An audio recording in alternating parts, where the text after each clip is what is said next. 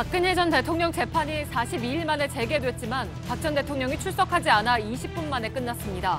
박 전 대통령은 국선 변호인들의 접견 요청도 거부하고 있어서 피고인 없이 재판을 하는 벌석 재판이 진행될 가능성이 높아졌습니다.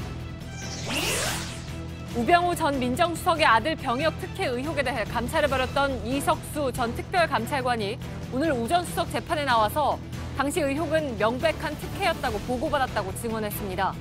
이런 가운데 검찰은 국정원을 동원해 이 전 감찰관에 대해 사찰하고 자신에 대한 감찰 내용을 보고받은 혐의로 우 전 수석에게 모레 출석할 것을 통보했습니다. 국립과학수사연구원이 JTBC가 보도한 최순실 씨 태블릿 PC에 대해 수정되거나 조작된 흔적이 없다는 감정 결과를 법원에 전달했습니다. 앞서 나온 검찰의 포렌식 분석 결과와 같은 내용으로 그동안 일각에서 악의적으로 퍼뜨린 태블릿 PC 조작설은 사실이 아닌 것으로 최종 확인됐습니다. 김관진 전 장관 시절 군이 합참의 군사전략서에 종북 세력의 사이버 위협과 이에 대한 대응을 처음으로 주문한 사실이 확인되었습니다. 당시 군은 4대강 사업이나 실업난을 비판하는 사람들을 종북 세력으로 규정해서 사실상 사이버상의 비판 여론 대응팀인 것으로 나타났습니다. 전병헌 전 정무수석이 e스포츠협회 명예회장으로 재직할 당시 해외 출장을 가면서 부인을 동반하고 그 자금을 협회로부터 제공받은 것으로 검찰 수사 결과 드러났습니다. 전 전 수석은 해외 출장 당시 여행 일정까지 추가했고 부인 여행 경비로 들어간 협회 자금은 모두 4천여만 원에 달하는 것으로 파악됐습니다. 정부와 여당이 앞으로 5년 동안 무주택 서민들의 주택 100만 호를 공급하고 수도권에 5만 호의 신혼부부 전용 주택을 만들겠다고 했습니다. 당정은 공공임대주택을 대폭 늘리고 이틀 뒤 수요일에 구체적인 방안을 내놓기로 했습니다. 지난해 해군사관학교 입학시험에서 회사가 특정 학생의 자기소개서를 마감 기간이 지난 뒤에 받아 최종 합격 처리한 것으로 JTBC 취재 결과 확인됐습니다. 자기소개서를 내지 않은 학생은 100명이 넘었는데 이 중 특정 학생만 따로 받은 것으로 드러나며 국방부 검찰단이 수사에 나섰습니다. 각종 식기도구와 부탄가스가 굴러다니는 이 움막은 태백산 고지에 만들어진 불법 시설물입니다. 현재 태백산에만 이런 불법 움막이 수십 개에 달하는데요. 당국이 대대적인 철거에 나섰습니다. 잠시 후 밀착 카메라에서 전해드립니다.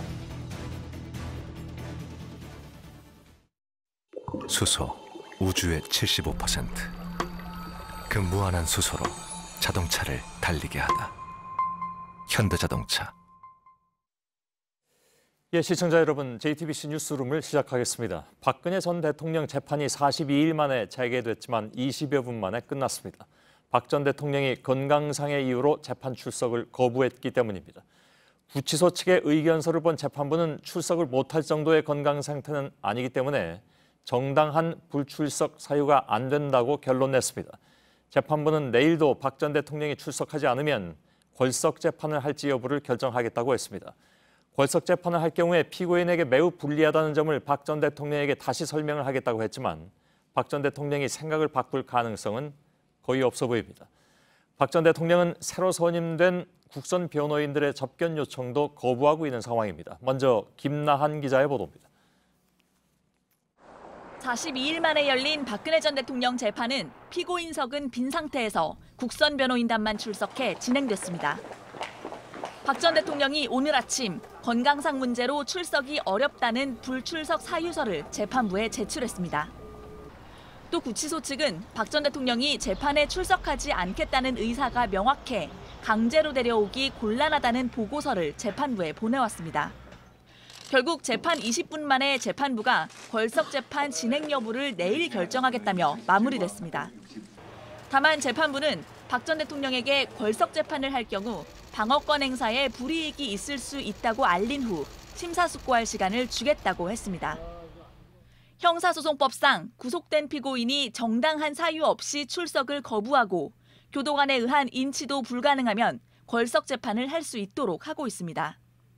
오늘 처음으로 법정에 선 국선 변호인은 변호사 경력 31년 차인 조현권 변호사부터 6년 차 박승길 변호사까지 5명입니다. 국선 변호인들은 변호인단에 선임된 뒤 박 전 대통령에게 접견을 원한다는 서신을 3번 보냈지만 한 번도 접견하지 못했다고 설명했습니다. 박 전 대통령이 원하지 않으면 무리하게 접견을 시도하지 않겠다는 입장도 밝혔습니다. 저희가 일방적으로 찾아가는 것은 좀 너무 게을리잖아요.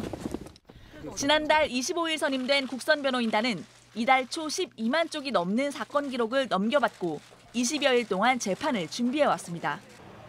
JTBC 김나은입니다. 예, 박근혜 전 대통령이 재판 보이콧을 하면서 피고인 없이 재판을 진행하는 궐석 재판 가능성이 높아졌습니다. 오늘 재판부도 궐석 재판 가능성을 분명히 밝혔습니다. 자, 그렇다면 향후에 박 전 대통령 재판이 어떻게 진행이 될지 취재 기자와 함께 짧게나마 전망을 해보겠습니다. 이서준 기자가 나와 있습니다. 자, 내일 불출석할 출석할 가능성을 점친 사람은 거의 없는 것 같은데? 네, 지난달 16일 박 전 대통령은 재판부를 믿을 수 없다. 향후 재판은 재판부 뜻에 맡기겠다고 말을 하면서 사실상 재판 보이콧을 선언했습니다. 예. 발언 다음 날부터 계속 불출석을 해왔기 때문에 오늘에 이어 내일도 출석할 가능성은 낮아 보입니다. 예. 내일 출석할지 안 할지는 역시 내일 아침에 알 수 있는 겁니까? 예, 그렇습니다. 예. 오늘도 오늘 아침에 알았으니까. 예. 그럼 궐석 재판이 바로 시작이 됩니까? 재판부는 박 전 대통령이 내일도 불출석할 경우 이 궐석 재판 여부를 결정을 내일 하겠다고는 했습니다. 예. 하지만 재판 결과의 공정성과 정당성이 흔들리지 않도록 박 전 대통령에게 충분한 재고의 시간을 주고 그럼에도 거부를 할 경우 궐석 재판 기일을 본격적으로 잡을 것으로 보입니다. 예. 그동안에 주 4회씩쯤 재판이 진행이 되어 왔는데 향후의 재판은 어떻게 될까요? 역시 주 4회가 될까요? 처음에 재판부가 주 4회 재판을 결정했던 이유는 기존 박 전 대통령 변호인단이 대부분의 증거에 부동의를 해서 수많은 증인들을 불러야 했기 때문입니다. 예. 박 전 대통령이 바뀐 국선 변호인들의 접견을 거부하고 있기 때문에 국선 변호인들도 어떤 증인들을 얼마나 부를지 등 향후 재판 진행에 대한 의견을 내놓지 못하고 있습니다. 그렇겠네요. 예. 결국 궐석 재판이 된다면은 그제서야 이 재판부와 검찰, 국선 변호인단이 이 재판 일정의 판을 새롭게 짜야 할 텐데요. 예. 다만 피고인이 없는 만큼 시간을 끌기 위한 진행보다는 신속히 재판을 진행하기 위해 재판부, 검찰, 국선 변호인단이 적극적으로 협의를 할 것으론 기대가 됩니다. 예. 그러면 되레 재판은 속도가 더 빨라질 가능성이 있겠네요. 예, 그렇습니다. 하지만 이 박 전 대통령의 변호인단의 변호 계획서가 아직 제출되지 않았기 때문에 예. 이 변호인단이 어떤 입장을 취하는지 알 수 없어서 언제쯤 선고가 나올지는 전망하기는 조금 힘듭니다. 예. 만약 국선 변호인단이 기존 변호인단과 똑같은 전략을 취하겠다고 나온다면은 재판이 길어질 수밖에 없습니다. 예. 그렇지 않을 경우에는 검찰도 그에 발맞춰서 상당수 증인을 철회할 계획이어서 박 전 대통령 구속 기간이 끝나는 내년 4월 16일 이전에 선고가 가능할 것으로 보입니다. 예. 박 전 대통령의 혐의가 전부 18가지였습니다. 일부는 뭐 재판이 상당히 진행된 것으로 알고 있는데 사실 이런 여러 가지 혐의들의 공범들은 지금 1심 선고가 내려지고 있는 상황이잖아요. 네, 최근 정호성 전 비서관과 차은택 씨가 유죄를 선고받았는데 이 유죄를 선고한 재판부가 이 박 전 대통령과 동일한 재판부입니다. 예. 재판부는 박 전 대통령과 공모관계가 있다고 인정을 했습니다. 그리고 문영표 전 보건복지부 장관도 1심에 이어 항소심 유죄를 선고받았는데 이 항소심 재판부가 박 전 대통령 지시를 인정을 했습니다. 예. 뇌물수수죄의 대항범인 이재용 삼성전자 부회장은 항소심 선고를 코앞에 두고 있습니다. 예. 거의 모든 혐의에서 공모 관계가 있는 이 최순실 씨와 안종범 전 수석 역시 박 전 대통령보다 먼저 이르면 12월 올해 안에 1심 선고를 받을 수도 있어 보입니다. 예, 그렇군요. 알겠습니다. 이서준 기자였습니다. 박근혜 정부 사정 라인의 최고 실세였던 우병우 민정수석은 지난 국정농단 수사 당시에 2번이나 구속을 피하면서 이른바 법꾸라지라는 별칭을 얻었습니다. 직권남용 혐의로 불구속 기소돼서 현재 재판을 받고 있지만 우 전 수석은 이제 다시 검찰 조사를 앞두고 있습니다. 이석수 전 특별감찰관을 뒷조사하고 자신과 관련된 감찰 내용을 국정원을 동원해서 파악했다는 정황이 속속 드러나고 있기 때문입니다. 여기에 오늘 법원에서 열린 그의 재판에서는 앞서 코너링이 좋아서 운전병이 됐다는 이야기가 나왔던 우 전 수석의 아들의 보직은 분명한 특혜였다는 이 전 감찰관의 증언이 있었습니다. 관련 혐의는 검찰 수사에서 죄가 안 된다는 판단을 받은 바 있죠. 이 부분에 대한 수사 역시 다시 이루어질 것으로 보입니다. 먼저 정원석 기자의 보도입니다. 이석수 전 특별감찰관은 오늘 열린 우병우 전 민정수석 재판에서 의무경찰로 복무한 우 전 수석 아들의 운전병 보직은 명백한 특혜라고 주장했습니다. 우 전 수석의 아들은 경비대에 배치됐다가 서울지방경찰청 차장실 운전병으로 자리를 옮겨 보직 특혜 논란이 불거진 바 있습니다. 이 전 감찰관은 우 전 수석의 아들을 운전병으로 뽑은 사람에게 물어보니 청탁을 받았지만 누구인지 말은 못한다고 말했다고도 증언했습니다. 이를 두고 이 전 감찰관은 지난해 감찰을 하면서 경찰에서 우 전 수석 자제임을 알고 특혜를 줬을 가능성과 우 전 수석 본인이나 주위에서 청탁했을 가능성도 있을 것으로 봤다고 했습니다. 하지만 감찰 과정에 경찰이 자료 제출을 거부하는 등 협조하지 않아 제대로 감찰을 진행할 수 없었다는 취지로 증언했습니다. 이 전 감찰관은 지난해 우 전 수석의 처가회사 정강에 대한 감찰에 착수했을 때 우 전 수석이 자신에게 직접 섭섭함과 불만을 표했다고도 했습니다. 이 전 감찰관과 우 전 수석은 사법시험 1년 선후배로 가까운 사이였던 것으로 알려졌지만 법정에선 시선조차 마주치지 않았습니다. JTBC 정원석입니다. 우병우 전 청와대 민정수석과 최윤수 전 국가정보원 2차장이 검찰 조사를 받고 있던 추명호 전 국정원 국익정보국장과 비밀리에 연락을 주고받은 정황이 드러났습니다. 그런데 그 중간 조력자로 박근혜 정부에서 국정원 파견 경험이 있는 현직 검찰 간부가 의심을 받고 있습니다. 이른바 우병우 라인이 아직도 존재한다는 의구심이 생길 만한 상황입니다. 이지혜 기자입니다. 검찰은 지난 24일 우병우 전 청와대 민정수석의 휴대전화와 차량 등을 전격 압수수색했습니다. 또 최윤수 전 국정원 2차장의 휴대전화도 압수했습니다. 우 전 수석에게 비선 보고를 한 혐의를 받는 추명호 전 국정원 국익정보국장과 이들이 수차례 전화 통화를 하며 말맞추기를 한 것으로 의심하고 있기 때문입니다.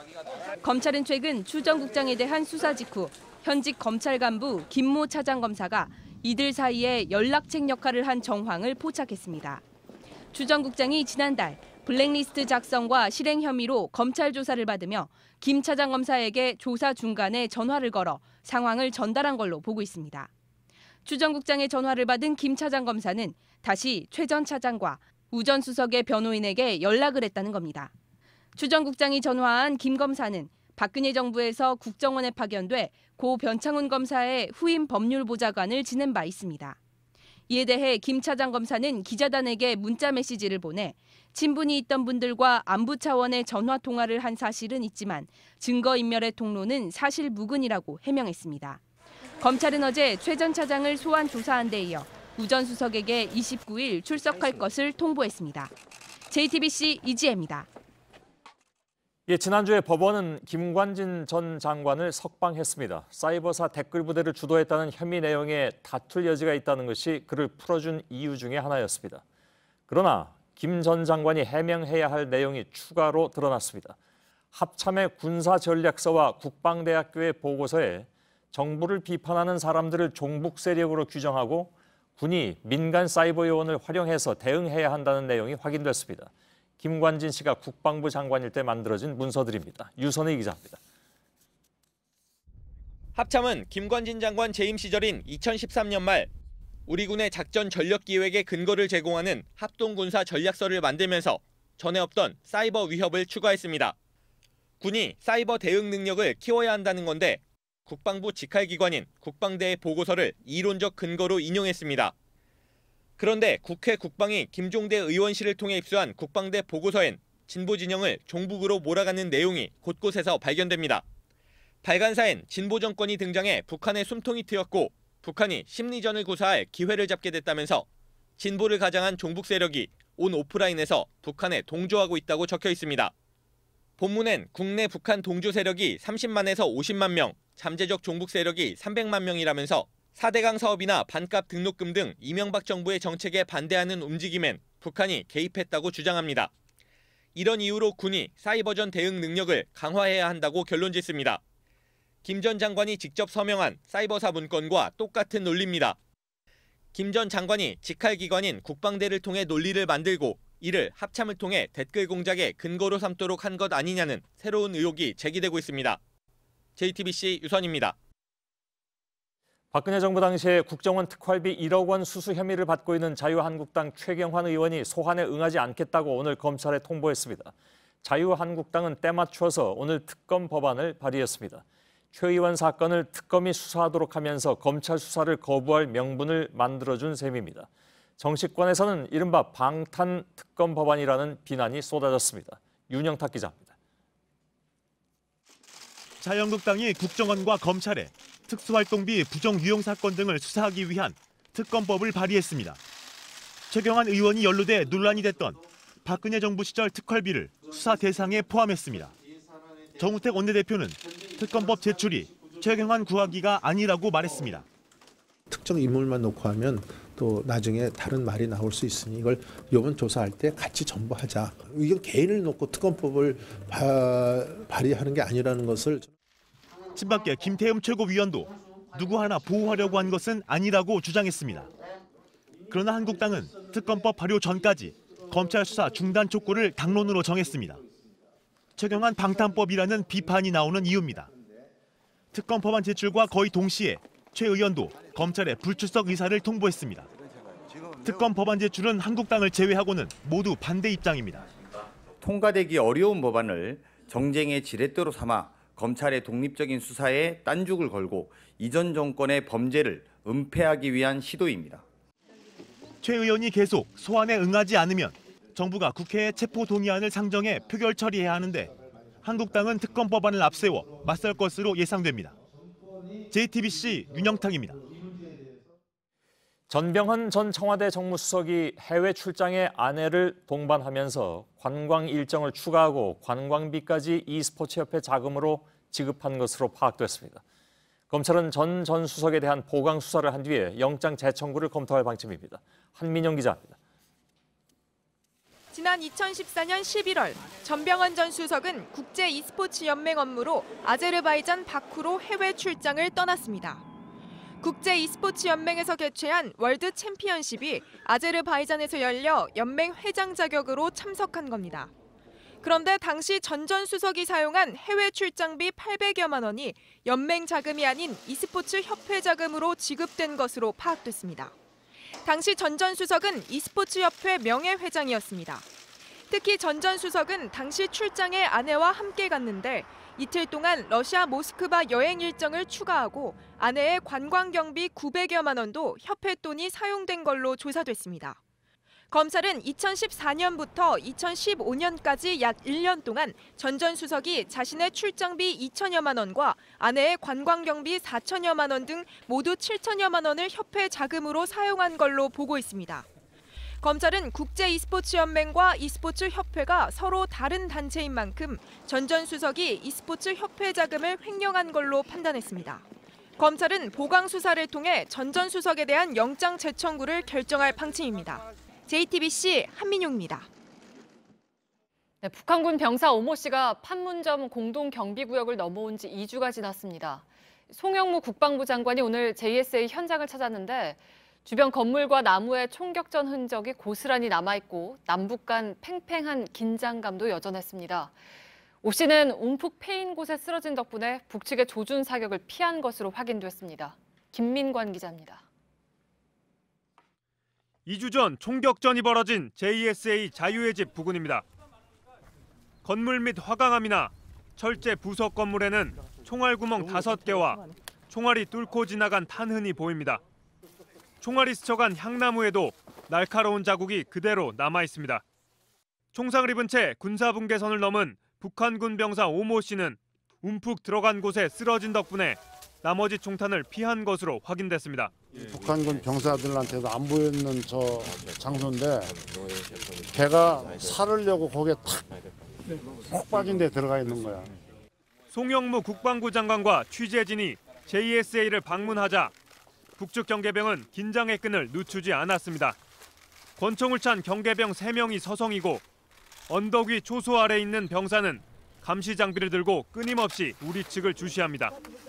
현장을 방문한 송 장관은 당시 상황을 지휘한 권영환 대대장 등 한미 장병을 만나 긴박하고 위험한 상황에서 상황 판단과 조치는 매우 적절했다고 격려했습니다.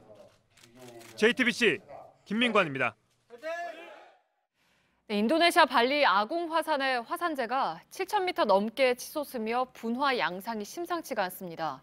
4만 명의 주민들이 대피했고 공항 승객 6만 명의 발이 묶였습니다.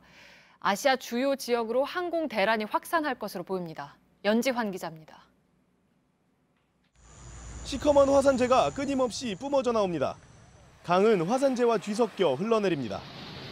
인도네시아 발리섬의 최고봉 아gung 화산이 현지 시간 26일 다시 분화했습니다. 화산재가 해발 7,600m까지 치솟았습니다. 분화 시작 후 중소규모의 폭발이 잇따르면서 대폭발 가능성이 있다고 인도네시아 국가재난지방청은 전했습니다. 위험 단계를 최고 수준으로 높인 가운데 화산 반경 10km를 출입 금지하고 주민들에게 즉시 대피령을 내렸습니다. 발리섬 응우라라이 국제공항은 24시간 잠정 폐쇄됐습니다. 승객 6만여 명은 꼼짝없이 발이 묶였습니다. Kind of difficult. They lost my bag as well, so I've been waiting for my bag, but now I'm just going to go back to the hotel and come back tomorrow. 화산재가 확산하면서 인근 롬복섬 공항도 임시 폐쇄됐다 오늘 오전 운영이 재개됐습니다.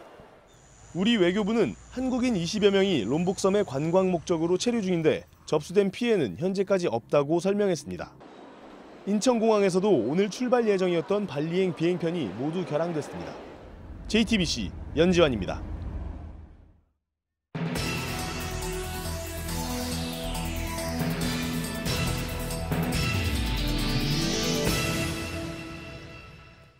작년에 JTBC가 입수해서 보도해드렸던 최순실 태블릿 PC에 대한 국립과학수사연구원의 최종 감정 결과가 나왔습니다.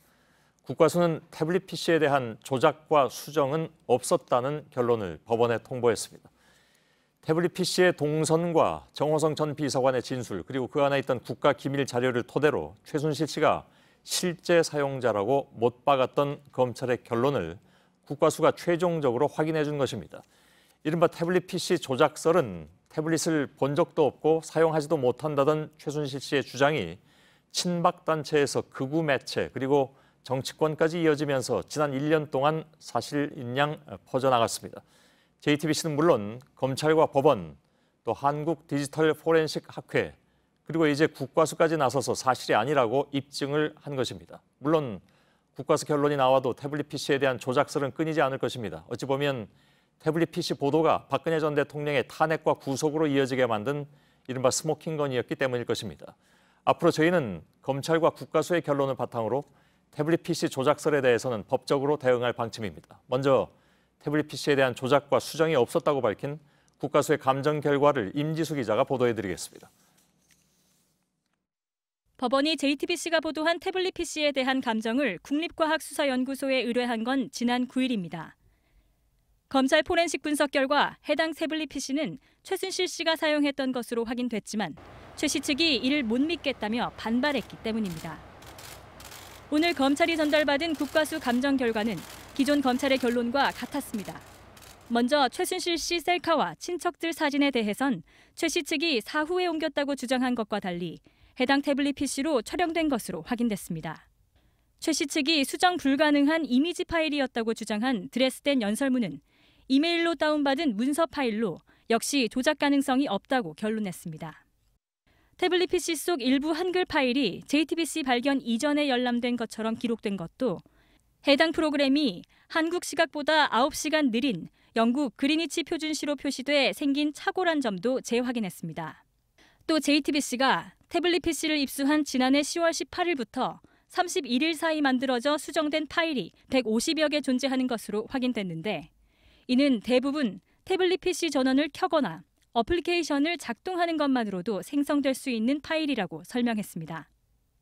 특히 태블릿 PC에 등록된 이메일 계정 중 문건 유출 통로로 알려진 GC9876의 닉네임이 최 씨 딸 정유라 씨의 개명 전 이름인 유연이었다는 사실도 드러났습니다. 국과수는 검찰에서 최 씨 동선과 일치한다고 밝힌 태블릿 PC의 문자 메시지 입수 시점도 모두 사실이라고 밝혔습니다. 국과수 감정 현장에는 최 씨 측 전문가도 입회해 과정을 지켜봤습니다. JTBC 임지수입니다. 이처럼 태블릿 PC 조작설이 사실이 아니라는 것은 국과수 감정이 처음이 아니었습니다. 검찰 수사부터 재판 과정, 심지어 국회 국정감사에서도 태블릿 PC 조작설이 근거가 없다고 확인됐지만 악의적인 조작설은 계속됐습니다. 태블릿 PC를 사용할 줄 모른다는 최순실 씨 인터뷰부터 자신의 태블릿 PC라고 주장했던 신혜원 씨, 그리고 검찰의 포렌식 보고서까지 부정한 언론사까지 조작설은 그야말로 진화되어 왔습니다. 어찌 보면 황당한 조작설의 실체를 김필준 기자가 정리해드리겠습니다. 태블릿 PC 조작설은 다름 아닌 사용자인 최순실 씨 입에서 시작됐습니다. 지난해 JTBC의 태블릿 PC 보도 직후 최 씨는 한 언론사와 인터뷰에서 태블릿 PC를 가지고 있지도 않았고 쓸 줄도 모른다고 주장했습니다. JTBC가 태블릿 PC 속 최 씨의 셀카 사진을 공개한 데 이어 검찰도 태블릿 PC 위치 정보를 분석해 최 씨의 동선과 일치한다고 밝혔습니다. 국회 청문회에서는 최 씨가 태블릿 PC 조작설을 부추기는 듯한 통화 녹취 파일도 공개됐습니다. 이게 완전히 그 조작품이고 얘네들이 이거를 이거 훔쳐가지고 이렇게 했다는 걸로 몰아야 되고. 박근혜 전 대통령의 탄핵 심판으로 이어지면서 태블릿 PC 조작설은 친박단체의 정치적 도구로 자리 잡았습니다. 조작보도 밝혀내라! 박살내자! 하지만 장시호 씨의 제보를 통해 제2의 태블릿 PC가 등장하며 쓸지도 모른다던 최 씨의 거짓말이 드러났고 특검에서도 JTBC 태블릿 PC가 아무런 문제가 없다고 밝히기도 했습니다. JTBC에서 제출한 그 태블릿 PC의 점검 능력이나 이런 부분들은 특검에서 전혀 문제를 삼고 있지 않는 상태입니다. 헌법재판소의 박 전 대통령 파면 결정 이후 한동안 잠잠했던 조작설은 박 전 대통령의 2차 구속영장 발부 시점이 다가오자 다시 불거졌습니다. 이번에는 조작설을 넘어 해당 태블릿 PC를 직접 사용했다는 인물도 등장했습니다. 양심선언이란 이름으로 조작설은 다시 제기됐고 정치권까지 가세했습니다. 얼마나 JTBC가 거짓을 했는지 제가 이번 국정감사에서 정인 요청을 하고 특검 요청을 하고 있는데 결국 국정감사에서 이들의 주장은 모두 사실이 아닌 것으로 드러났습니다. 현직 대통령을 수사하는 과정에서 저희가 어떻게 대통령의 청와대 문건을 작성하겠습니까? 태블릿 PC는 누구 거라고 생각하세요? 최순실 거라고 생각합니다. 하지만 검찰도 믿지 못하겠다는 최 씨 측의 주장에 재판장에 태블릿 PC 실물도 등장했습니다. 결국 제3의 기관인 국가수 검증을 통해 조작은 없었던 것으로 최종 확인됐습니다. JTBC 김필주입니다. 국과수의 태블릿 PC 감정 이전에도 이미 검찰과 특검은 해당 태블릿 PC가 최순실 씨 것이 맞고 조작이 없었다는 것을 꾸준하게 밝혀왔습니다. JTBC 역시 입수 경위를 자세히 밝힌 것은 물론이고 그동안의 허위 주장들에 대해서도 충실하게 팩트체크를 해왔습니다. 그러나 일부 매체들은 정치적이고 악의적인 주장들을 멈추지 않았습니다. 서복현 기자입니다. 일부 매체의 태블릿 PC 흠집 내기는 집요하게 이어져 왔습니다. JTBC가 입수 경위를 밝히고 검찰과 특검이 태블릿 PC가 최순실 씨 것이 맞다고 발표한 뒤에도 계속됐습니다. 미디어워치 변희재 씨가 주도한 데 이어 월간조선 편집장 문갑식 씨도 가세했습니다. 특히 태블릿 PC의 포렌식 보고서를 근거로 한 주장들은 악의적 접근이거나 보고서를 제대로 해석하지 못했기 때문인 것으로 드러났습니다. 대표적인 게 JTBC와 검찰이 태블릿 PC에 새로운 파일을 만들었다는 주장입니다. 하지만 해당 파일들은 취재와 수사를 위해 태블릿 PC 안을 확인한 흔적일 뿐 새로운 내용이 생긴 게 아니었습니다. 태블릿 PC에서 박 전 대통령의 드레스된 연설문이 처음 열린 때가 지난해 10월 18일이라는 억지 주장도 폈습니다.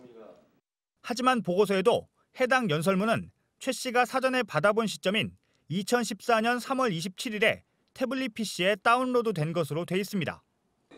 검찰이 지난달 국정감사에서 태블릿 PC에 조작이 없었다며 증거 능력까지 재확인했지만 변 씨 등은 멈추지 않았습니다. 검찰과 특검, 태블릿 PC 안의 연설문을 증거로 인정한 법원에 이어 국과수의 결론까지 나오면서 이런 주장들은 JTBC에 대한 분명한 명예훼손이자 국민에게 혼란을 줄 수 있는 악의적인 행위였다는 것이 명백해졌습니다. JTBC 서복현입니다. 전해드린 것처럼 JTBC의 지난해 10월 첫 보도 이후에 태블릿 PC 조작설은 끊임없이 제기돼 왔습니다. 그런데도 친박단체 집회는 물론이고 미디어워치와 월간조선 등 일부 매체에서 그리고 심지어 국회 국정감사에도 저희 보도는 물론 검찰의 포렌식 분석 보고서까지 왜곡해서 근거 없는 주장을 펼쳐왔습니다. 아마 태블릿 PC 조작설을 믿지 않는 분들께서는 이런 보도가 이제 좀 지겨우실 때도 됐을 것 같은데 저희들도 더 이상은 이 문제에 대해서 가능하면 대응하지 않도록 하겠습니다. 다만 JTBC는 검찰과 국과수 결론을 바탕으로 의도적으로 왜곡된 태블릿 PC 조작설을 제기해온 개인이나 단체에 민형사상 책임을 묻는 법적 대응에 나서고 앞으로 제기하는 개인이나 단체에 대해서도 마찬가지로 법적 대응에 나서겠습니다. 국정원 특수활동비 상납 사건을 수사 중인 검찰이 김재원 자유한국당 의원을 소환해서 조사 중입니다. 정무수석 재직 시절에 국정원 돈 5억 원을 받아서 청와대 불법 여론조사 비용으로 쓴 혐의입니다. 해당 여론조사는 박근혜 전 대통령이 강조했던 이른바 진박 후보를 감별하기 위한 것이었습니다. 박민규 기자입니다. 김재원 자유한국당 의원은 지난해 6월 청와대 정무수석에 부임합니다.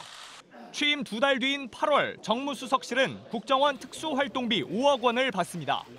서울 북악 스카이웨이 도로에서 이헌수 전 기조실장이 정무수석실 관계자에게 돈가방을 건네는 방식이었습니다. 청와대는 이 돈으로 밀린 여론조사 비용을 낸 것으로 파악됐습니다. 4.13 총선을 앞두고 진실한 친박, 이른바 진박 새누리당 후보를 감별하기 위해 실시한 조사입니다. 100여 건의 조사를 통해 청와대는 대구 경북 지역 경선에 어떤 후보를 내세워야 당선 가능성이 높을지 따져봤습니다. 검찰은 오늘 오전 김재원 자유한국당 의원을 관련 혐의 피의자로 소환해 국정원 돈을 받아 여론조사 비용을 낸 경위 등을 확인하고 있습니다. 소환은 김 의원 요청으로 비공개로 이루어졌습니다. 당시 국정원장이었던 이병호 전 원장이 뇌물공여와 국정원법상 정치관여 등 혐의로 수사를 받고 있는 만큼 검찰은 김 의원도 뇌물수수 등 혐의의 피의자라고 밝혔습니다. JTBC 박민규입니다. 정부와 여당이 무주택 서민들에게 앞으로 5년간 주택 100만 호를 공급하겠다고 밝혔습니다. 그동안의 부동산 대책이 투기 억제에 초점을 맞췄다면 이번엔 서민과 실수요자를 위한 공급 확대 방안 마련에 나선 겁니다. 오늘 당정 협의에서 어느 정도 윤곽이 나왔는데 분양 물량보다 공공임대를 늘리고 청년층과 신혼부부에 대한 지원을 확대한 것이 특징입니다. 강나현 기자입니다. 주거복지 계획 발표를 앞두고 열린 당정협의에서 핵심적으로 논의된 건 공공주택 확대 방안입니다. 주거 취약자를 위한 공적 임대주택 확대를 통해 수요와 공급의 균형을 맞추겠다는 그러한 것이라고 그렇게 생각을 합니다.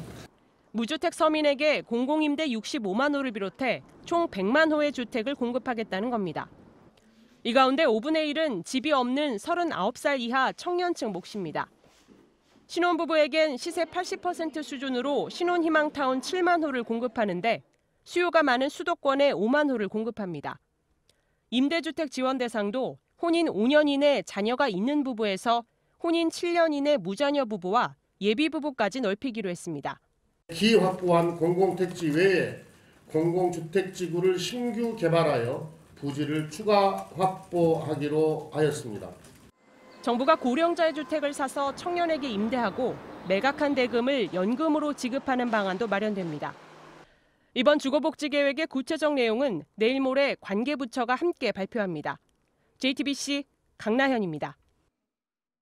낙태죄를 폐지해달라는 국민들 요청에 조국 청와대 민정수석이 직접 답을 내놓으면서 청와대 국민청원에 관심이 쏠리고 있습니다. 국민들 목소리를 반영해서 대의민주주의를 보완한다. 이런 긍정적인 평가가 주를 이루고 있습니다. 다만 일부 보완할 점이 있다는 얘기도 나오고 있습니다. 고석승 기자입니다. 청와대 홈페이지 국민청원 게시판엔 하루에도 수백 건씩 국민청원이 올라옵니다. 이 중 30일 동안 20만 명 이상의 동의를 받은 이슈에는 청와대나 정부 관계자가 직접 답변을 합니다. 지난 9월 소년법 개정 관련 청원이나 낙태죄를 폐지해달라는 청원이 쏟아지자 조국 민정수석이 직접 입장을 내놓은 이유입니다. 국민청원 제도는 문재인 대통령이 국민의 목소리를 직접 듣고 국정 운영에 반영하겠다는 취지에서 만들어졌습니다. 매우 바람직한 현상이라고 생각합니다. 어떤 의견이든 국민들이 의견을 표출할 곳이 필요합니다.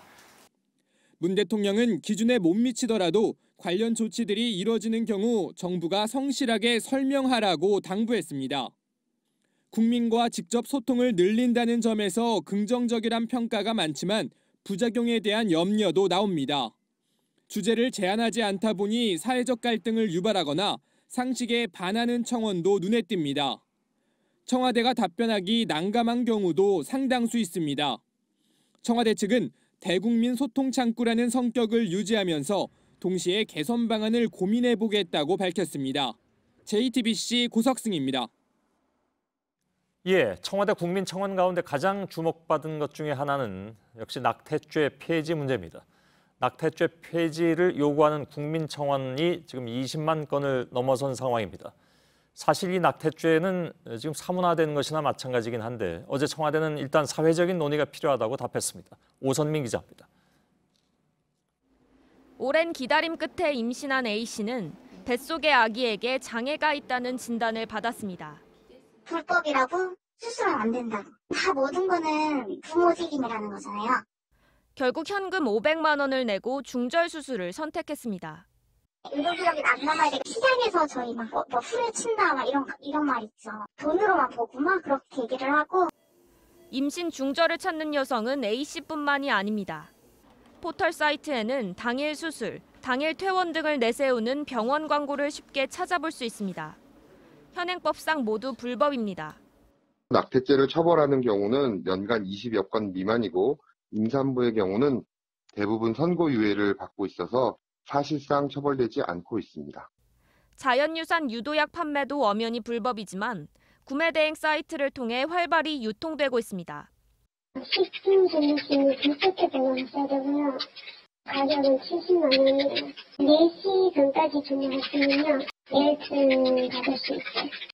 사문화되다시피 한 법규로 인해 그 후유증과 책임이 고스란히 여성 혼자 짊어지는 족쇄라는 지적입니다. 낙태죄가 임신 중절을 줄이기보다는 여성들이 더 위험한 수술을 선택하게 하고 정부는 내년에 임신 중절 관련 실태 조사를 하겠다고 밝혔습니다. JTBC 오선민입니다. 해군사관학교의 입시 경쟁률은 매해 최고치를 경신하고 있습니다. 올해 경쟁률은 39대 1이었습니다. 그런데 작년에 이런 해군사관학교에서 입시 비리가 있었던 사실이 드러났습니다. 제출 시한을 어긴 특정 학생의 자기소개서를 따로 받아주었고 그 학생은 최종 합격했습니다.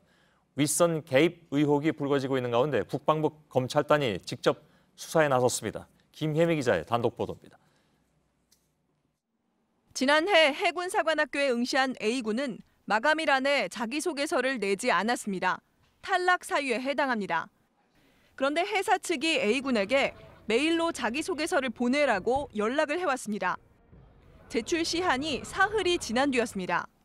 A군은 뒤늦게 소개서를 냈고 결국 최종 합격했습니다. 자기소개서를 내지 않은 수험생은 107명이었습니다. A군을 제외한 106명 모두 탈락했습니다. 회사의 지난해 경쟁률은 29.4대 1이었습니다.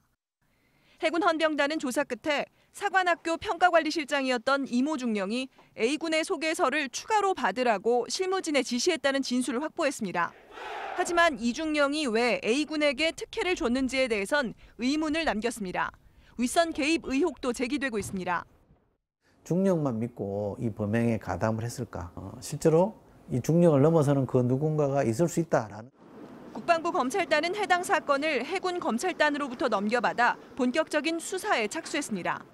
JTBC 김혜미입니다.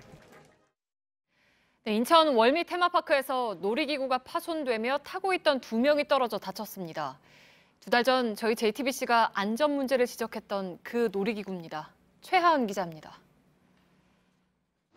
24대의 놀이기구가 운영 중인 인천 월미 테마파크입니다. 어제 오후 5시 50분쯤 회전 놀이시설인 크레이지 크라운에 탔던 20대 남녀 2명이 추락해 어깨와 다리 등을 다쳤습니다. 기구의 중심축과 승객이 탄 축을 연결하는 볼트가 파손돼 의자가 3m 아래 바닥에 내려앉은 겁니다. 사고가 난 현장입니다. 어제 떨어져 나간 축은 제거돼 축 12개 중 11개만 남아 있습니다. 평소라면 이용객들이 놀이기구를 타고 있을 오후 시간이지만 입구문이 굳게 닫혀 있습니다. 내일까지 점검이다. 전체 점검. 사고 나서 점검하려고 하면서 싹 세운 거예요. 지난 9월엔 해당 기구의 안전벨트가 고장났는데도 그대로 아이들을 태우는 장면이 JTBC 취재진에 포착되기도 했습니다. 가운데 벨트가 애가 안 된다고 하니까 그냥 아저씨가 그냥 잡고 타라고 하더라고요. 월미도 인근 놀이공원에서 사고가 난 건 처음이 아닙니다. 지난해 11월 디스코 팡팡 탑승객이 바닥에 떨어져 무릎 관절이 탈골됐고 2015년엔 바이킹의 안전바가 운행 도중 풀려 6명이 타박상을 입었습니다. 이번에 사고가 난 놀이기구는 지난해 인천 중구청이 실시한 점검에서 적합 판정을 받았습니다. 놀이기구 안전성 검사 기준을 보완하고 행정기관의 관리 감독을 강화해야 한다는 지적이 나옵니다. JTBC 최한입니다. 정유라 씨 집에 침입해 흉기를 휘두른 혐의를 받는 40대 남성 이모 씨가 구속됐습니다. 도주 계획도 미리 마련하고 배후 세력이 있는 것처럼 연기를 하기도 했습니다. 범행을 치밀하게 계획한 것으로 파악됐습니다. 최승기 기자입니다. 정유라 씨 자택에서 정 씨 지인을 흉기로 찌른 44살 이모 씨가 고개를 숙인 채 법원에 들어섭니다. 정유라 씨 집 돈 보고 들어가신 거예요? 정유라 씨는 원래 아는 사이셨어요? 이 씨는 지난 25일 정 씨가 있던 빌딩 경비원을 흉기로 위협해 정 씨 집에 들어간 뒤 부모와 경비원의 신분증을 빼앗았습니다. 이후 휴대전화로 누군가에게 전화를 하며 신분증에 있는 이름과 주소를 불러줬습니다. 주소를 확인하고 확보하라는 등 가족에게 위협을 가할 것처럼 얘기하기도 했습니다. 하지만 이는 배후 세력이 있는 것처럼 보이려는 이 씨의 연기였던 것으로 드러났습니다. 보복당할까 봐 그쪽 세력들이 자기 있다고 생각을 했으니까. 이 씨는 도주 경로와 방법을 자신의 휴대전화에 메모한 사실도 확인됐습니다. 범행 전 지하철역에서 옷을 갈아입는 치밀함도 보였습니다. 이 씨는 경찰 조사에서 정 씨를 범행 대상으로 삼은 이유에 대해 정 씨가 계좌 추적을 피하려고 현금을 갖고 있을 것으로 생각했다고 말했습니다. 경찰은 이 씨 집을 압수수색하고 이 씨의 금융거래 내역을 들여다보는 등 정확한 범행 동기를 조사하고 있습니다. 법원은 도망의 염려가 있다며 이 씨에 대한 구속영장을 발부했습니다. JTBC 최승기입니다. 해양수산부의 이른바 유해 은폐 의혹과 관련해서 세월호 미수습자 가족들이 악의적인 은폐라고 생각하지 않는다는 입장을 밝혔습니다. 가족들은 기자들에게 보낸 이메일을 통해 해수부가 가족들의 심정을 고려해서 발인을 하고 난 뒤에 알리려 했던 것을 진심으로 받아들이겠다고 말했습니다. 그러나 장례를 하루 앞두고 있다 해도 유해가 발견됐다면 알려야 했다며 유감도 함께 표했습니다. 최근 부산의 한 고등학교에 학생들이 항의 대자보를 붙였습니다. 학생들을 성추행한 혐의로 경찰 조사를 받은 교사가 학교 측에 탄원서를 요청한 사실이 알려지면서 불거졌는데 이 과정에서 그동안 쌓여있던 학생 인권 문제가 적나라하게 드러났습니다. 구석찬 기자의 단독 보도입니다. 부산 한 고등학교 벽면에 대자보가 나붙었습니다. 성추문 교사들을 엄벌하고 학생 인권을 보장해달라는 내용입니다. 성추행 혐의로 재판을 받게 된 교사가 선처를 바란다며 최근 학교 측에 청원서 작성을 부탁한 게 발단이 됐습니다. 다시 이런 사태가 일어나면 우리는 이렇게 당하고 있겠구나. 학생들은 사건 조사 과정에서 학교 측이 피해 학생의 신상을 노출시켰다고 말했습니다. 외부 발설을 금지하는 함구령을 내렸다는 증언도 나옵니다. 신입생 유치 어렵고 학교 이미지 안 좋아지고 학교 밖으로 이 얘기를 얘기하지 말라고. 3월 신입생 오리엔테이션에서 선배들이 군기를 잡는 문제도 불거졌습니다. 윽박질렀습니다. 저는 학교를 온 건지 군대를 온 건지 모욕적이죠. 3년 전 교사들이 전교생을 강당에 모아놓고 이성교제를 이유로 일부 학생을 체벌한 사실도 드러났습니다. 취재가 시작되자 학교 측은 학생인권보호공청회 개최와 오리엔테이션 개선 등 재발 방지 대책을 내놨습니다. JTBC 구석찬입니다. 네, 파리바게뜨 제빵기사 5,300여 명을 고용하는 문제가 좀처럼 결론나지 않고 있습니다. 본사 직접 고용과 제3의 인력회사 설립을 놓고 의견이 갈립니다. 그런데 이번엔 파리바게뜨 점주들이 직접 고용에 반대하고 나섰습니다. 구희령 기자입니다. 파리바게뜨 빵집을 운영하는 점주들이 낸 탄원서입니다. 본사가 직접 고용한 제빵기사는 못 받겠으니 고용노동부가 입장을 바꿔달라는 겁니다. 점주들 입장에서 기사들의 용역비를 낼 능력이 안 돼서 그만큼 어렵기 때문에 직고용을 반대하는 겁니다. 그러면 나는 내가 굽든지 아니면 외부에서 사람을 구해오든지 그러겠다라는 의사표시를 하신 거고. 이들은 파리바게뜨 본사나 기존의 제빵기사 파견업체와 입장이 같습니다. 본사 파견업체 가맹점이 손을 잡고 새로운 회사를 세운 다음 그 회사에서 제빵기사들을 고용하자는 겁니다. 전체 가맹점주 약 3,400명 가운데 탄원서를 낸 건 2,368명입니다. 입장이 다른 점주들도 적지 않습니다. 본사 소속이 되면은 더 괜찮을 것 같다는 생각도 많이 해요, 저는. 자기 직업에 대해서 좀 더 열심히 하지 않을까. 합장회사라고 해봤자 지금 용역회사와 다른 게 뭔가 싶어요. 파리바게뜨 본사는 제빵기사 5,309명을 직접 고용하라는 정부의 명령이 부당하다며 소송 중입니다. 직접 고용 시한은 다음 달 5일인데 이를 늦출지 여부를 법원이 모레까지 결정할 예정입니다. JTBC 구희령입니다. 네, 지난주 JTBC의 삼성전자 희귀병 사망자 분석 보도와 관련해서 삼성 측이 과학적으로 검증된 방법이 아니라는 입장을 냈습니다. 분석을 맡았던 백도명 서울대 교수는 즉시 반박했습니다. 박진규 기자입니다. JTBC는 삼성전자 반도체 LCD 부문 암 희귀병 사망자 제보 건수를 추적해 이 중 54명을 확인했습니다. 서울대 보건대학원 백도명 교수팀은 이 자료를 바탕으로 작업장의 위험을 분석했습니다. 삼성전자 측은 백 교수팀이 기대 인구수 산출이란 생소한 방법을 썼다고 지적했습니다. 이 방법은 특정 환경의 노동자가 희귀병에 걸렸다면 얼마나 많은 기대 노동자가 있어야 일반인과 사망률이 같아지느냐를 따진 겁니다. 연구팀은 이에 따라 54명의 사망률이 일반적인 경우보다 높다고 추론했습니다. 삼성은 연구팀의 이런 접근이 오류를 발생시킬 수 있다고 주장했습니다. 백 교수는 그러나 이 분석이 통상적 역학조사와 다르지 않다고 반박했습니다. 또 삼성이 관련 정보를 제공하지 않아 선택한 조사 방법임을 강조했습니다. 근무 기간이나 시기에 따른 그것들이 분석할 수 있도록 자료가 공개되면은 이러한 논란은 깨끗하게 사실은 정리가 되겠죠. 삼성전자는 국가기관 등의 객관적인 조사에 성실히 응하고 있고 반올림과 합의한 옴부즈만 위원회가 조만간 반도체 라인 조사 결과를 발표할 것이라고 설명했습니다. JTBC 박진규입니다. 네, 지난 금요일에 출시됐죠. 아이폰 X이 이틀 만에 10만 대가 개통됐습니다. 출고가 142만 원입니다. 미국보다 30만 원 넘게 비쌉니다. 그런데 이 제품의 부품 원가가 고작 40만 원에 불과하다는 조사 결과가 나왔습니다. 국내 소비자들 어떤 얘기를 할까요? 전다빈 기자가 들어봤습니다. 서울의 한 대학가에서 시민에게 물어봤습니다. 제품 원가가 한 얼마 정도일까요? 한 50만 원 정도?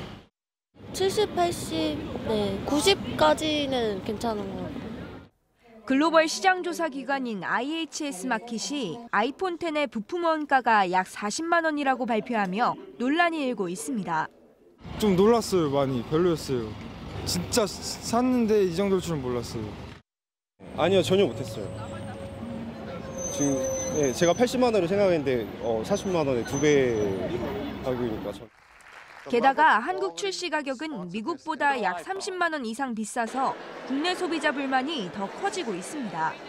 예상했던 것보다 원가도 저렴한데 너무 비싸게 파는 것도 있고 또 이제 맨날 출시국에서도 밀리니까 그거 좀 속상하고. 일각에선 이를 노골적인 고가 마케팅 전략으로 보고 있습니다. 가격이 높을수록 오히려 더 좋을 거다라는 그게 좀 많은 것 같아요. 그런 가격을 만들어낸 건 아닌가 이런 생각이 좀 드네요. JTBC 전다빈입니다. 네, 요즘 승용차 중에 전자키로 문을 여닫고 시동을 거는 차들이 있습니다. 영국에서 이 전자키의 신호를 집 밖으로 빼내서 1분 만에 고가의 차량을 훔쳐가는 현장이 영상에 고스란히 찍혔습니다. 도난 방지를 위해서 핸들 전체를 잠그는 장치를 단 운전자도 늘고 있습니다. 김성탁 특파원입니다. 한밤 벤츠 차량이 주차된 주택 앞에 남성 2명이 나타납니다. 한 명은 차량 옆에서 수신기를 들고 서 있습니다. 다른 한 명은 집 쪽으로 갑니다. 해당 차량의 무선키에서 나오는 주파수를 잡아 수신기로 보내기 위해서입니다. 잠시 뒤 차 문이 쉽게 열립니다. 영국 경찰이 공개한 CCTV 영상에서 차를 훔치는 데에는 1분밖에 걸리지 않았습니다. 자동차 키가 차에서 떨어져 있어도 무선 기능을 통해 시동을 걸 수 있는 기능을 이용한 신종 절도 수법입니다. 이 장치는 나무나 벽돌 재질의 벽 등을 뚫고 신호를 수신하지만 금속은 통과하지 못하는 것으로 알려졌습니다. 지난해 독일 자동차 운전협회의 해킹 실험에선 인터넷 쇼핑몰에서 30여만 원이면 살 수 있는 주파수 조작기의 실체가 드러났습니다. 30여 개 차량의 보안 시스템을 뚫은 겁니다. 주파수 해킹을 막아주는 지갑이 등장하고 핸들 전체 잠금 장치도 다시 사용되고 있습니다. 이 같은 방식의 고가 차량 도난이 빈번해지자 경찰은 차량의 위치를 추적하는 소프트웨어 등을 최신 상태로 업데이트하라고 권고했습니다. 런던에서 JTBC 김성탁입니다. 오늘 마감된 2018학년도 서울 지역 6개 외국어 고등학교 입시 원서 접수 결과 일반 전형 평균 경쟁률이 1.52대 1로 지난해 1.66대 1보다 낮아졌습니다. 특히 서울외고는 0.95대 1로 미달됐습니다. 서울 지역 외고 지원자가 정원에 미달된 건 특목고로 지정된 1992년 이후 처음입니다. 자사고와 외고 폐지 논란이 영향을 미친 것으로 보입니다. 국립환경과학원은 지난 화요일 제주시 구좌읍 화돌이 철새 도래지의 야생조류 붕변에서 검출된 H5N6형 AI 바이러스가 고병원성으로 최종 확인됐다고 밝혔습니다. 올해 9월 이후 고병원성 AI 감염이 확진된 건 야생조류에선 전남 순천만에 이어 2번째, 가금류까지 포함하면 3번째입니다. 일본 아키타현 해안에서 또 목조선이 발견됐다고 NHK 방송 등이 보도했습니다.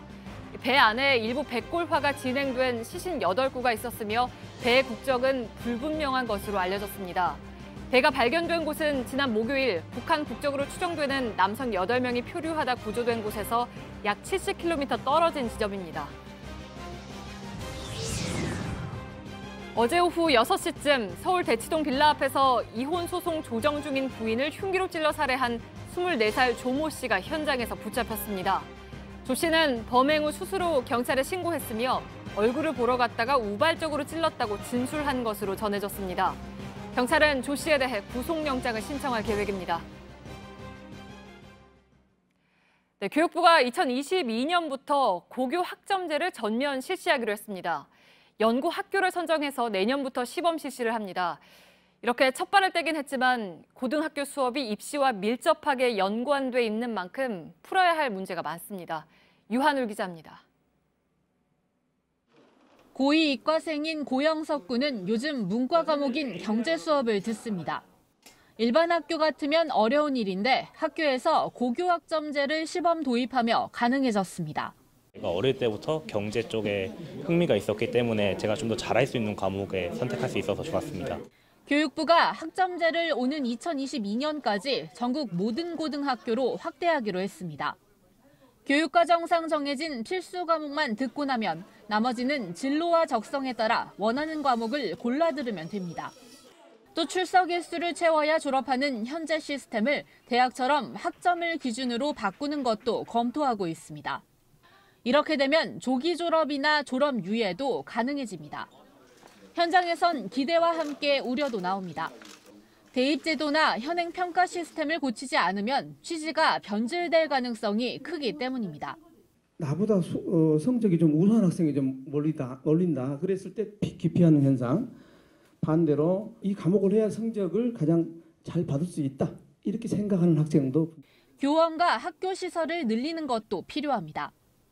교육부는 고교 학점제 시행에 맞춰 학사제도 정비와 인프라 지원을 하겠다고 밝혔습니다. JTBC 유한울입니다. 네, 미국에 진출했던 홈런 왕 박병호 선수가 2년 만에 우리 프로야구로 돌아옵니다. 3년 동안 70억 원의 보장 금액을 포기하고 그보다 적은 연봉으로 넥센과 계약했습니다. 박병호는 내년에 우리 프로야구 5번째 홈런왕을 노립니다. 온누리 기자입니다. 2012년부터 2015년까지 홈런왕 타이틀은 오직 박병호의 차지였습니다. 우리 프로야구 역사에서 유일한 4년 연속 홈런왕입니다. 5년간 최대 200억 원을 받기로 하고 꿈의 무대 미국에 진출한 박병호는 인생 역전의 주인공으로 통했습니다. 하지만 메이저리그의 벽은 너무 높았습니다. 박병호의 미국 도전은 2년 만에 실패로 끝났지만 31살 야구 인생은 이제부터 다시 시작입니다. 박병호는 내년에 넥센 유니폼을 입고 우리 프로야구로 돌아옵니다. 미국에 남았다면 보장된 금액은 3년간 최소 70억 원이지만 박병호는 연봉 15억 원으로 새 출발을 선택했습니다. 4년간 173개의 홈런을 때려낸 박병호의 방망이는 내년에 통산 5번째 홈런왕을 노립니다. 하지만 최근 2년 연속 홈런왕 SK 최정에서 롯데 이대호와 기아 최형우까지 벌써부터 치열한 경쟁을 예고했습니다. 박병호가 내년 프로야구 시상식에서 다시 활짝 웃을 수 있을지 야구 팬들은 박병호의 부활을 기다립니다. JTBC 온누리입니다.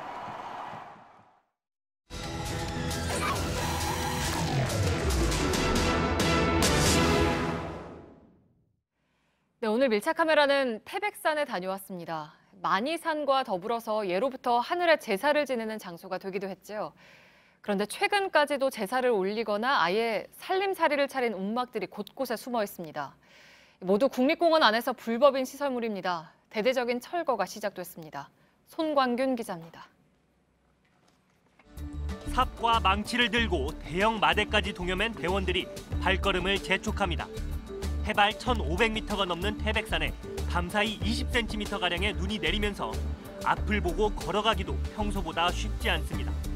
2시간 넘게 움직여 도착한 곳은 문수봉 근처의 한 움막입니다.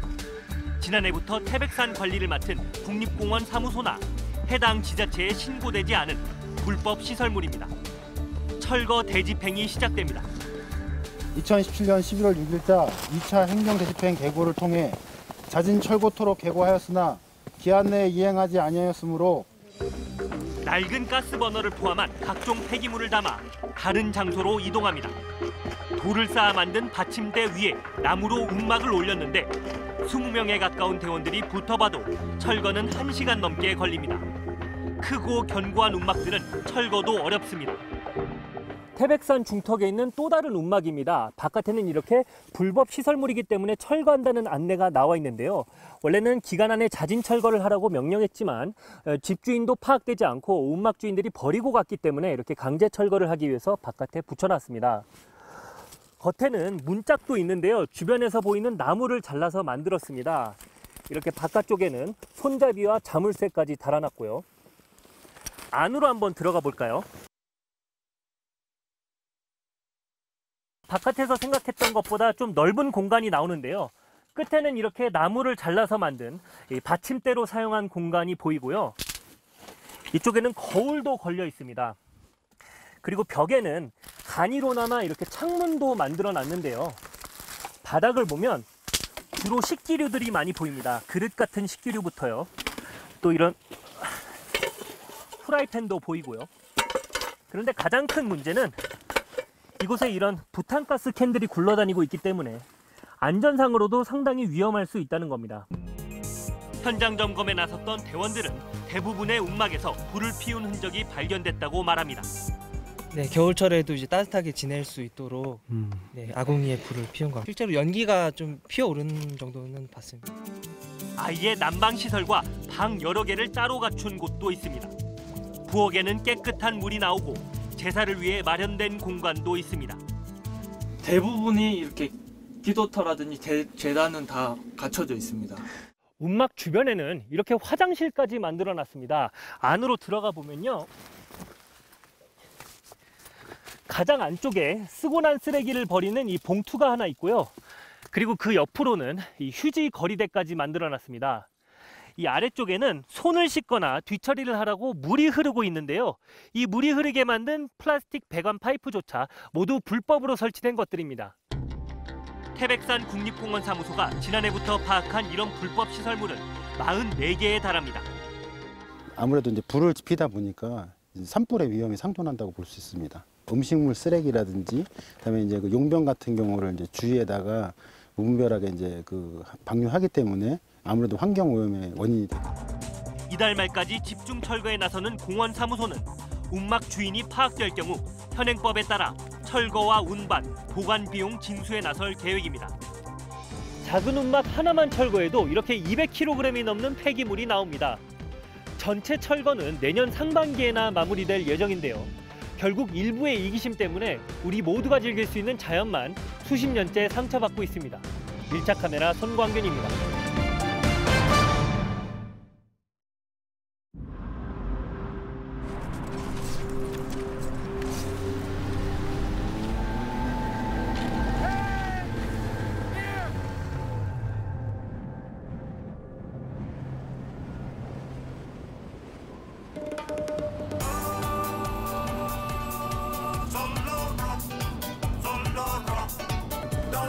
세상은 즐거움으로 가득하다.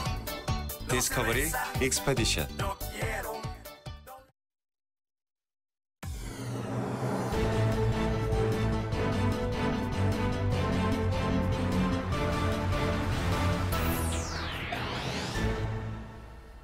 뉴스룸의 앵커 브리핑을 시작하겠습니다. 어머니의 하나님께 감사드리고 남은희의 부처님께 감사드립니다. 청룡 영화상을 수상한 76세 배우 남은희 씨는 간단한 수상소감 하나로 좌중을 웃게 만들었습니다. 그야말로 종교 대화합적인 상생의 멘트가 아니었을까. 딸은 어머니의 신앙을 존중했고 그만큼 자신의 신앙 또한 존중받아야 함을 웃음을 섞어서 강조했습니다. 김수환 추기경님은 느티나무, 법정 스님은 소나무 같다. 이혜인 수녀 역시 불자의 신앙과 천주교의 신앙이 크게 다르지 않음을 말했습니다. 맑고 향기롭다면 본질은 다르지 않다는 단단한 신앙의 품격이었죠. 세상이 이런 향기로만 넘쳐난다면 얼마나 좋을까. 돌아보면 우리가 사는 세상은 조금만 달라도 서로를 밀쳐내는 전쟁터와도 같은 곳이었습니다. 할아버지가 전라도 출신, 건전 성향 법조인으로 바꿔야 한다. 국정원은 검사 조부의 고향을 뒤지고 대학 시절 활동까지 뒤져가며 검찰 수사팀 활동에 회방을 놓으려 했습니다. 그들이 칭한 그 건전 성향이란 말은 확실한 우리 편을 뽑으라 지시했다는 그 이전 대통령의 세상과도 맥이 닿아 보였죠. 그 분열의 씨앗은 세상에 창궐하여 좌파들이 설쳐돼서 나라 망할까 봐 대한문 앞으로 나온 사람들 사이에서는 좌파, 종북, 빨갱이라는 구호가 비벼져 나왔습니다. 심지어 포항 지진은 정권을 향한 하늘의 경고라면서 재난에 정치를 끌어들인 사람마저 있었으니 세상은 편을 가르려는 자들에 의해서 고립해이고 그 가운데서 이익을 취하려는 집단은 분명 존재하고 있는 모양입니다. 심리학적으로 보면 편가르기는 단단함이 아닌 나약함의 표현이라고 하는데 그러한 공식에서 본다면 우리의 지금 세상은 얼마나 연약한 기반 위에서 버티고 있는 것일까? 어머니의 하나님, 나의 부처님. 60년 가까운 연기 인생을 단단하게 다진 남은희 씨는 나의 세상과 타인의 세상의 무게는 다르지 않다는 것을 유쾌하게 세상에 전하고 있었습니다. 그리고 그 말을 남은희 씨가 주연한 영화 I Can Speak에서 주인공 할머니가 열공했던 영어식으로 바꿔보자면 이렇게 표현되기도 합니다. Let's agree to disagree. 서로 다르다는 것을 인정합시다. 오늘의 앵커 브리핑이었습니다.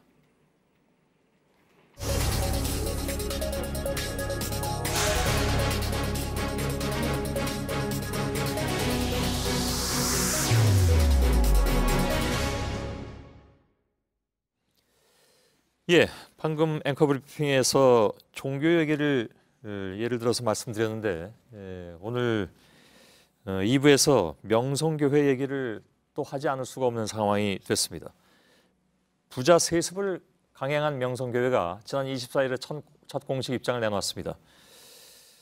세습을 공식화한 것 같습니다. 또 이미 세습은 끝났다 이렇게 판단하고 있는 것 같습니다. 과연 그럴 것인가? 세습에 대한 세상과 교계의 우려에 공감한다면서도 자신들은 그 우려에 해당하지 않는다고 주장하고 있습니다. 아전인수격 해석이 아니냐 하는 지적이 당연히 나왔습니다. 명성교회 세습 논란을 취재 중인 윤세민아 기자와 잠깐 이 얘기를 좀 나누겠습니다. 자, 윤 기자, 아들 김하나 목사가 취임한 게 지난 12일입니다. 네. 그동안에 이제 비판 여론에 대해서 별다른 입장을 보이지 않았었는데 저희들이 이 문제를 좀 집중적으로 보도해드린 바도 있고 아무튼 12일 만에 공식 입장을 내놨다고요? 네, 명성교회 목사와 장로들로 구성된 당회 명의로 낸 그 A4 용지 한 장 반 분량의 입장문입니다. 예. 내용을 먼저 보시면 김하나 목사의 취임에 절차적인 문제가 없다 이런 내용을 강조하는 데 상당 부분을 할애를 하고 있고요. 특히 교단 헌법 가운데 일명 세습 금지법 이게 이미 지난 9월 총회에서 개정해야 한다는 해석이 나왔기 때문에 예. 이번 명성교회 세습은 불법이 아니다 이렇게 강조를 하고 있습니다. 예. 자, 개정해야 한다는 해석이 나왔기 때문에 세습이 불법이 아니다. 이거 사실 너무 앞뒤가 모순이 좀 큽니다. 그러니까 이거 저희가 앞선 보도에서 여러 차례 지적을 해드렸지만 세습금지법은 여전히 유효하다는 거 아니겠습니까? 맞습니다. 현재까지는 그런 해석이 나왔을 뿐 이런 법 조항을 삭제하거나 개정하려는 어떤 움직임도 시작조차 하지 않았기 때문인데요. 예. 교회 세습을 반대하는 그 비판 단체들에서 명성교회가 굉장히 아전인수격인 해석을 하고 있다. 이런 그 지적을 하는 이유이기도 합니다. 예. 자, 입장문 가운데 눈에 띄는 표현이 세상과 교계의 우려를 공감한다. 다만 그 우려가 해당되지 않는다는 것을 증명해야 한다. 이렇게 얘기를 하고 있습니다. 결국 이제 세습이 문제가 있는 것은 인정한다는 뜻인지, 근데 우리는 뭐 그게 아니라는 건지 무슨 얘기입니까? 네, 사실 이 표현은 지난 12일에 김하나 목사가 자신의 취임식에서 직접 했던 발언을 그대로 옮겨온 건데요. 예. 세습에 대한 바깥의 그 우려의 목소리를 심정적으로 이해하기는 하지만 우리는 다를 것이다. 우리 명성교회만큼은 다를 것이다. 이런 입장으로 해석이 됩니다. 예. 하지만 세습 반대 단체 등에서는 근거를 전혀 제시하지 않고 있기 때문에 궤변이라고 지적을 하고 있는데요. 이들의 입장을 한번 들어보시겠습니다. 예. 참 그 이율배반적이고요. 이렇게 불법적으로 기습적으로 많은 한국 교회와 교회를 바라보고 있는 사람들의 상처를 주고 우려가 해당되지 않도록 증명해 보이겠다고 하는 것은 거짓과 기만이죠. 예. 자, 결국 명성교회로서는 이제 세습 철회는 없다. 그런 건 하지 않겠다 이런 입장으로 보이는데 교단에서 지금 재판이 진행 중이라면서요? 네, 명성교회가 첫 공식 입장을 내놓은 이후에 사실상 교단 안팎의 압박 여론은 더욱 수위를 높이고 있는데요. 교단의 원로 모임이라고 할 수 있는 전직 총회장단도 명성교회가 이 사태의 심각성을 자각하고 이제는 결단을 내려야 한다. 이런 첫 입장을 내놨습니다. 예. 또 같은 교단 목사들로 구성된 통합목회자 연대에서는 사실 내일을 명성교회 세습 저지의 날로 이렇게 지정을 했는데요. 명성교회 총회를 직접 방문해서 항의를 할 예정이라고 합니다. 예. 사실 이렇게 교단 내 권위 있는 원로들까지 목소리를 내기는 쉽지 않은 상황인데요. 예. 재판을 진행 중인 총회 입장에서도 상당한 압박으로 작용할 것으로 보입니다. 예. 명성교회 그리고 교단 총회가 추가적으로 어떤 입장을 내놓을지 굉장히 좀 궁금한 사안이기도 합니다. 그래서 지켜봐야 될 것 같고 내일도 이 문제를 다룰 예정으로 있습니다. 그리고 지금 뭐 그 윤세민아 기자가 이 문제를 계속 취재하고 탐사팀에서 취재하고 있습니다만은 다른 교회에서도 굉장히 많은 제보가 들어오고 있다면서요? 맞습니다. 사실 다른 교회에 다니는 교인분들께서도 명성교회뿐만 아니라 우리 교회에도 이런 많은 적폐들 그리고 문제들이 있다라는 제보를 잇따라 주고 계신데요. 예. 저희가 추가로 취재를 하고 있습니다. 예, 알겠습니다. 윤세민아 기자였습니다.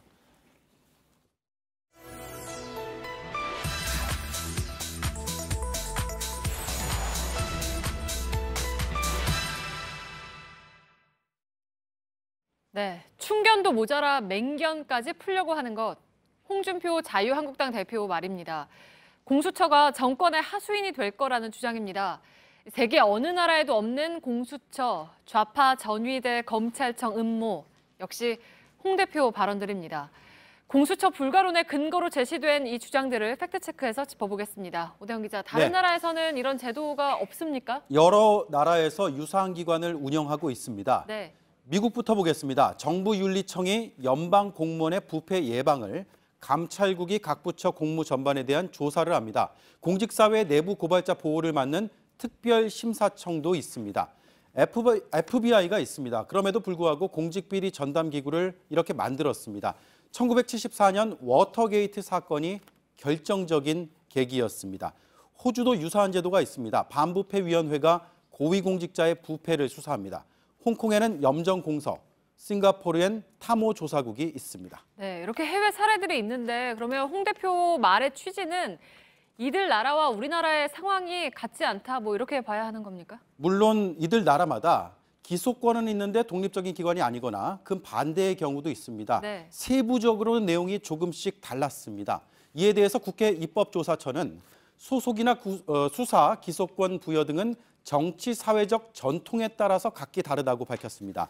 결국 보는 기준에 따라 다를 수 있다는 것이고 홍 대표와 같은 시각의 연구도 물론 있습니다. 그러나 또 다른 다수의 연구들은 제도의 세부적인 차이보다는 취지와 목적의 공통성에 초점을 맞추고 있습니다. 이들 나라는 부패로 국가적 위기가 최고조에 달했던 그 시기에 이런 기구를 만들었다는 공통점이 있습니다. 네, 그러니까 일부 차이가 있을 수 있지만 크게 보면 공직비리를 전담하는 기관들이 여러 나라에 존재한다라는 거군요. 그렇습니다. 사진 하나 보여드리겠습니다. 호주의 반부패위원회 활동 모습입니다. 비리 수사가 주정부 장관의 이런 구속으로 이어졌습니다. 그리고 치안판사, 경찰청의 부청장 등도 이 독립기구의 칼끝을 피하지 못했습니다. 네. 이런 성공 사례는 청렴도의 개선으로 연결된다고 입법조사처는 분석했습니다. 국제투명성기구 176개국 중에서 청렴한 나라 7위에 싱가포르, 13위에 호주, 15위에 홍콩, 18위에 미국이 올랐습니다. 한국은 52위였습니다. 네. 그리고 또 하나 이제 홍 대표는 좌파 전위대 검찰청 이런 표현까지 썼는데요. 그러니까 공수처가 정권을 위한 기구로 전락할 거다라는 얘기인데 제도적으로 가능한 겁니까? 특정 정당이 공수처장을 일방적으로 임명 추천하기는 어려운 구조로 돼 있습니다. 오늘 국회 법사위에 확인한 결과입니다. 여야가 합의를 통해서 2명의 후보를 추천하고 국회의장과 여야 대표가 합의를 해서 다시 1명으로 추립니다. 대통령은 이 단일 후보를 공수처장으로 임명하는 형식적인 절차를 거치게 됩니다. 네, 그러니까 한 명의 최종 후보를 정할 때까지 여야가 계속해서 논의하고 합의를 해야만 하는 거군요. 그렇습니다. 특히 여야가 아니라 아예 야당에서 2명의 후보를 추천하는 수정안까지 제시가 됐습니다. 지난 21일 법사위 소위 회의록입니다. 여당이 야당 교섭단체에 추천권 2명을 주면 중립성 우려를 불식시킬 수 있다, 이렇게 제안을 했습니다. 그러나 자유한국당은 검경의 수사권 조정은 안 내놓고 공수처부터 가져오나 라면서 논의 자체를 거부했습니다. 이후에 공수처 논의는 멈춰 있는 상태입니다. 네, 팩트체크 오대영 기자였습니다.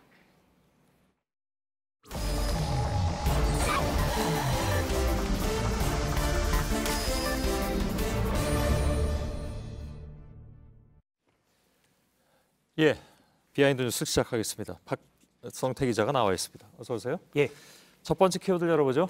네, 첫 번째 키워드는 안심 이유식입니다. 왜 안심에 이렇게 또 작은 따옴표 쳤는지 그건 뭐 들어보면 알겠죠. 예. 안철수 대표의 바른정당과의 통합론을 연일 비판했던 박지원 의원이 지난주 통합 발상이 유화적이라는 의미에서 당에 이유식을 사가지고 와야겠다, 이런 말을 한 적이 있습니다. 예. 그런데 오늘 아침 국민의당 회의에 박주원 최고위원이 진짜로 저렇게 이유식을 사가지고 등장을 했습니다. 아, 실물입니까? 예, 실물입니다. 박지원 의원이 아니라 박주원 의원이군요. 박주원 최고위원입니다. 예. 경기도당 위원장이고요. 예. 박주원 최고위원은 오늘 회의에서 이유식을 직접 가지고 온 이유를 밝혔는데요. 예. 들어보겠습니다.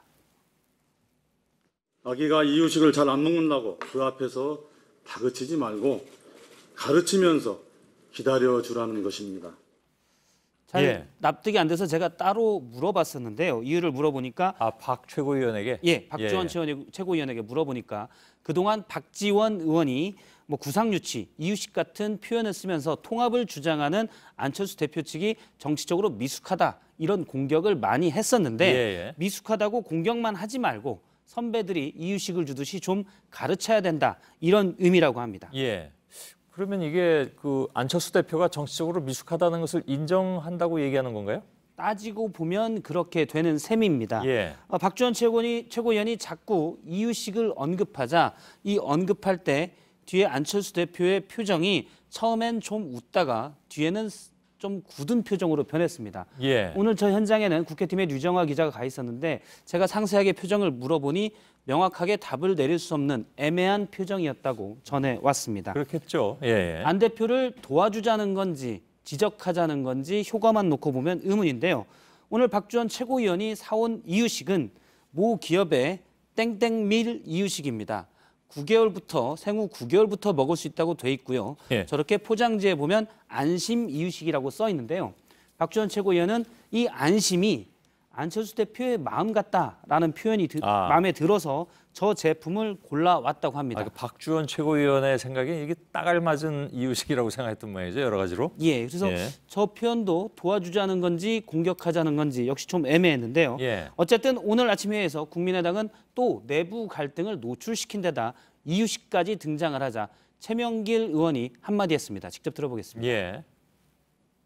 언론을 통해서 할 얘기 다 하고 있으면서 왜 아침 회의에 와서 이런 얘기를 계속 하고 있는 건지 좀 언론인 여러분께 죄송하다는 말씀을 먼저 드리고요. 뭐 좀 쑥스러워하는 것 같기도 하네요. 보니까 표정 보니까. 두 번째 키워드를 열어보죠. 두 번째 키워드는 송영무의 짧을수록입니다. 이건 뭐 좀 논란이 된 것 같더군요, 이 발언 때문에. 그렇습니다. 오늘 송영무 국방부 장관이 공동경비구역 JSA를 방문해서 지난번 북한 병사가 왔을 때 대처를 잘했다고 격려했습니다. 그러면서 점심 식사 전에 짧게 연설을 한마디 한다고 하다가 구설수에 올랐습니다. 직접 들어보겠습니다. 식사 전에 얘기와 미니스 같은 짧으면 짧을수록 좋다고 하죠? 장관이 저러니까 네라고 대답 안 할 수도 없고 뭐 장병들은 하긴 한 모양이네요. 오늘 저 자리에는 사실 그 JSA를 연합사가 관리하기 때문에 미군도 같이 있었습니다. 그래서 저 얘기를 미군도 다 똑같이 들었고요. 송 장관의 발언은 모두 통역이 돼서 그대로 전달이 됐는데 송 장관이 스커트 얘기를 꺼내자 뒤에 있던 통역관의 표정이 사실 좀 당황스러워하는 듯한 표정으로. 저분입니까? 계속 상당히 당황해하는데. 눈이 동그라지면서 당혹스러워하는 표정으로 좀 보였습니다. 통역을 어떻게 하나 제가 들어봤는데 직접 한번 들어보겠습니다. And they do say that speeches and women's skirts are shorter the better. 본인이 통역하면서도 굉장히 쑥스러워하네요.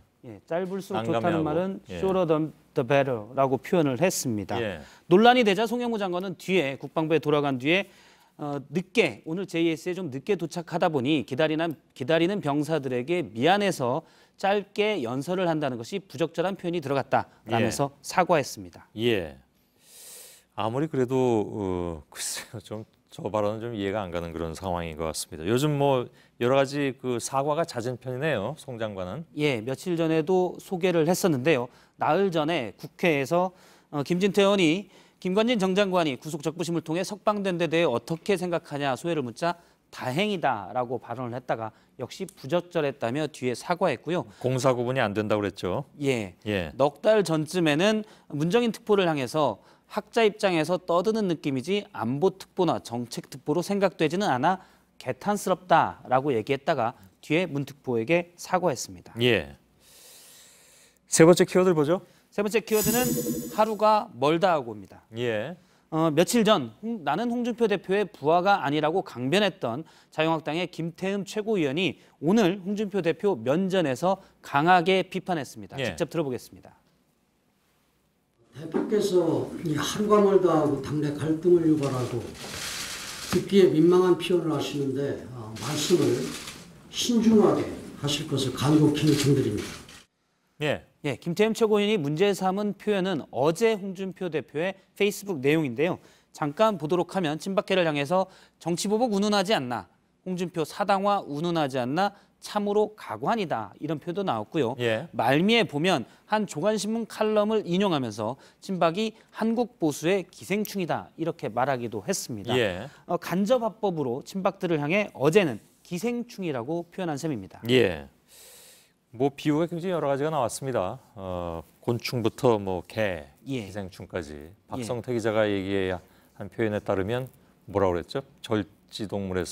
절지동물에서 척추동물로 갔는데요. 예. 기생충은 찾아보니까 선형동물에 속합니다. 그것도 조사해 왔습니까? 혹시 물으실까요? 예, 알겠습니다. 알았습니다. 예.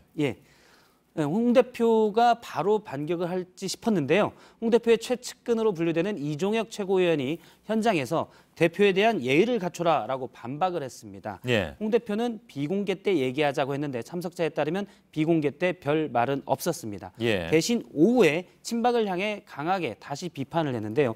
홍준표 대표의 대응 들어보겠습니다. 예. 암덩어리조차도 같이 안고 가자. 그럼 같이 죽자는 소리. 예. 어제는 기생충이었는데 오늘은 암덩어리가 됐는데요. 어쨌든 다음 달 15일 자유한국당의 원내대표 경선이 예정돼 있는데 이 경선을 앞두고 이른바 친박계와 친홍계의 신경전이 표면화되고 있습니다. 예, 잘 들었습니다. 비하인드 뉴스였습니다. 박성태 기자 수고했습니다. 네, JTBC 소셜라이브가 오늘 제6회 한국 온라인 저널리즘 어워드 최고상인 대상을 받았습니다. 한국 온라인 편집기자협회와 한국 온라인 저널리즘 센터는 JTBC 뉴스룸과 소셜미디어 토크쇼를 연결해서 신뢰와 재미, 독자와의 공감을 이끌어냈다고 선정 이유를 밝혔습니다. 이 밖에 중앙일보가 우리 안의 그린필타워 기사로 데이터 저널리즘 부문을 수상하는 등 모두 9개 부문에서 수상작이 나왔습니다. 네, 내일도 오늘 낮처럼 큰 추위는 없습니다. 다만 서울과 경기, 충남에 모레 새벽까지 비가 온 뒤 영하권 추위가 다시 찾아올 것으로 보입니다. 예, 자 바로 그 소셜 라이브 오늘은 팩트 체크 팀이 나오는데 오늘 뉴스 끝나고 바로 진행하도록 하겠습니다. 페이스북과 유튜브를 통해서 여러분들께서 지켜보실 수가 있습니다. 저희들은 내일도 최선을 다하겠습니다. 고맙습니다.